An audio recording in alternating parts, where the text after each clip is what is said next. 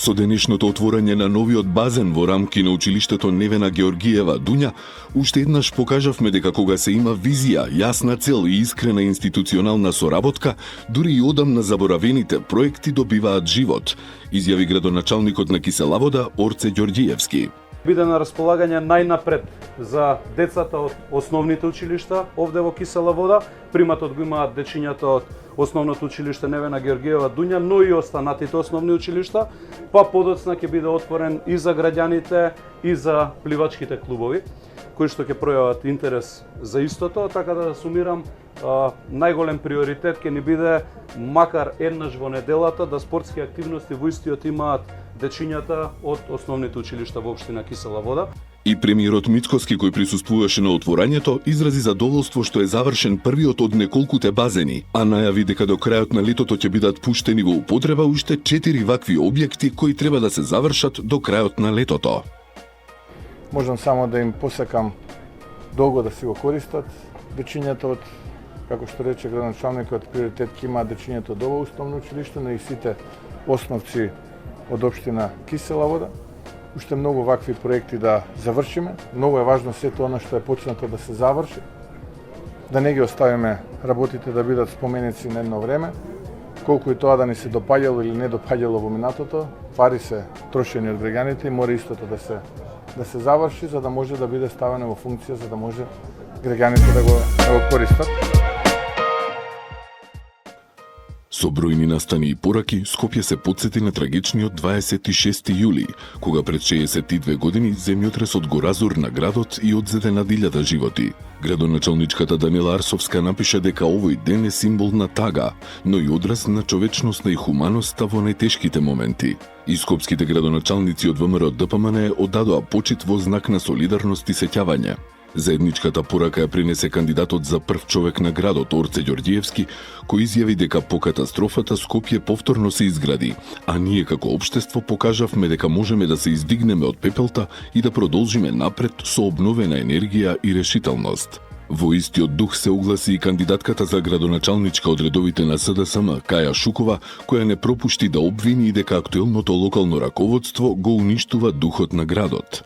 Премиерот Христијан Мицкоски во своето обраќање потсети дека земјотресот е вечен символ на човечка солидарност и издржливост, а лидерот на СДСМ Венко Филипче истакна дека сеќавањето на 26 јули не е само почит кон загинатите, туку и обврска за иднината.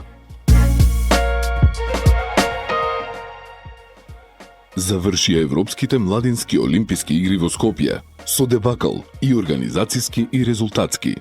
Иако беа најавувани како можност за голема презентација на Македонија во Европа, бројните негативни реакции од младите спортисти укажуваат дека тие од Скопје си заминаа со лоши чувства, тотален хаос во организацијата и резултатски не поминавме подобро. Иако Македонија учествуваше со рекорден број спортисти, сепак на прсти можат да се избројат победите што ги остварија нашите младинци. За освојување медал воопшто и не дојдоа до можност. Околу дилемата кој е виновен, сега сите си ја ишкаат мувата од капата. Министерот за спорт Борко Ристовски се оградува од тоа дека биле организатори, исто и од Скопје. Но како и да е, треба сериозно да се испита кој е виновникот. Каде, колку и зашто се потрошија парите за организација? Зошто Скопје и Македонија киксна организацијски на настан што требаше да биде фестивал на младоста и спортот и промоција на државата во Европа?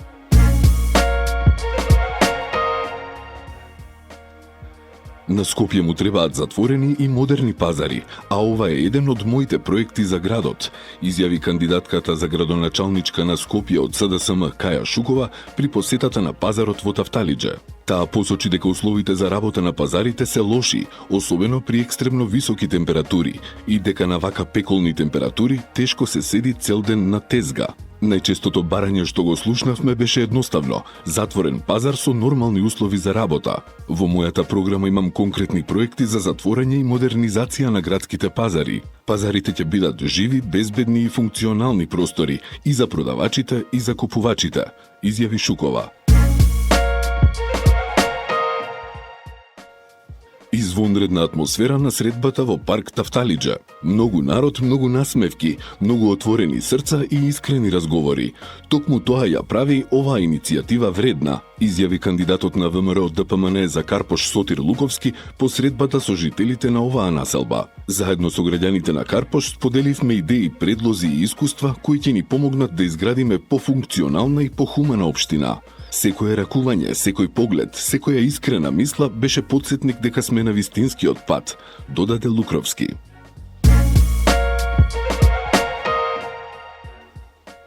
Средби со жителите на аеродром викендов оствари кандидатот на СДСМ за градоначалник на аеродром Александар Трајановски.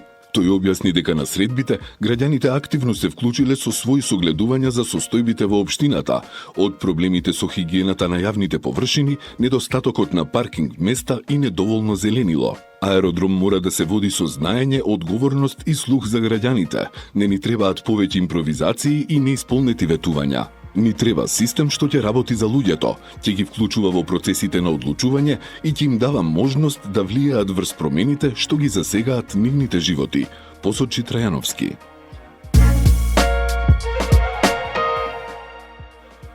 Се отстранува отпадните возила оставени на јавни површини кои подолг период ги узурпираат тротоарите, улиците и паркинг местата во Газибаба. Акцијата беше спроведена од инспекторатот на Газибаба, а ќе продолжи се до целосно отстранување на сите вакви возила, соопштија од општината. Можело и да се соработува. Тоа викендов го покажаа кандидатите од ВМРО, ДПМН и СДСМ за градоначалник на Карпош, Сотир Лукровски и Маја Мојсова. Како што објави Мојсова на својот Facebook профил, тие викендов оствариле кратка средба за да поразговараат околу изборната трка која им следува пред локалните избори во октомври. Се асфалтираше улицата Анастас Митрев во населба Мичурин. Градоначалникот на аеродром Дејан Митевски објави дека извршил увид во работите и објасни дека се поставува нов асфалт во должина од 900 метри, а се работи и на тротоари со површина од 2110 метри квадратни.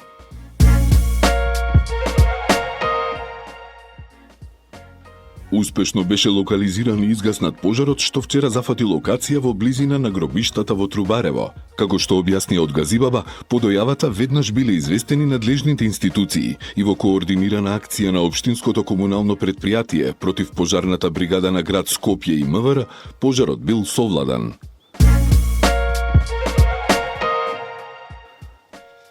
За прв пат Бутел ќе добие свој дом на културата, што ќе биде наш нов символ на културно-забавниот живот. Обезбедени се 51 милион денари од владата преку Министерството за култура и 50 милиони денари од буџетот на општината, соопшти градоначалникот Дарко Костовски. Домот на културата ќе се простира на 2 ката и ќе има површина од околу 900 метри квадратни и плоштад од 2000 метри квадратни.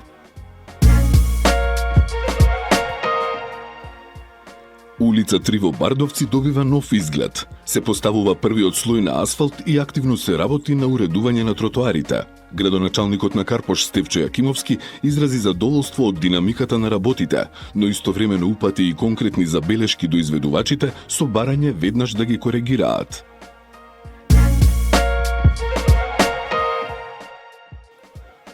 Во насока на зголемување на општата безбедност, општина Карпош информираше дека од утре ќе започнат работните активности за статичко испитување на надземниот премин Влајко. Поради изведување на стручните мерења, од општината известуваат дека ќе биде воведена времена измена на сообраќајниот режим со затворање на дел од булеварот Партизански одреди по принципот лента по лента.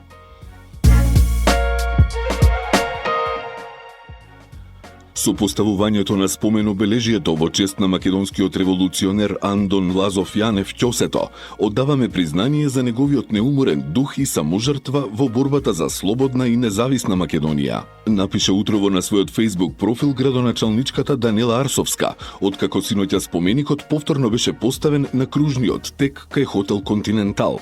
Споменикот претходно во 2018 година беше отстранет од страна на поранешниот градоначалник Петре Шилегов со објаснување дека бил дивоградба.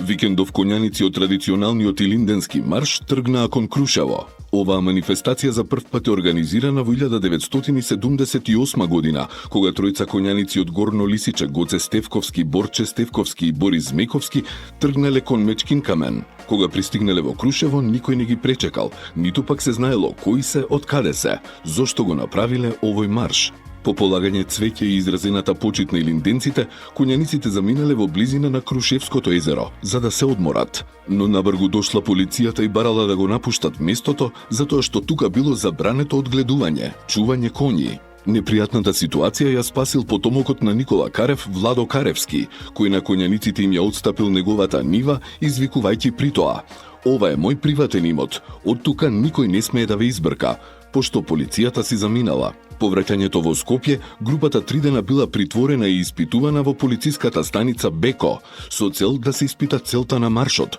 кој го организирал, имали надворешни влијанија насочени против тогашното државно уредување. Од тогаш до денес маршот стана традиционален и е со голема масовност. Пустец е доказ дека припадноста не се брише, дека коренот останува дури и кога над него дуваат силни ветрови, и дека постојат луѓе што не чекаат благодарност, туку само можност да продолжат онаму каде што другите би се откажале, порача вчера премиерот Христијан Мицкоски во обраќањето на македонскиот фолклорен фестивал Преспа во општина Пустец во Албанија. Во последно време, продолжи Мицкоски, сме сведоци како се обидуваат да не негираат, надсинхронизираат, да не направат модерни, да не бришат, да се обидуваат сето она што е македонско да го оспоруваат.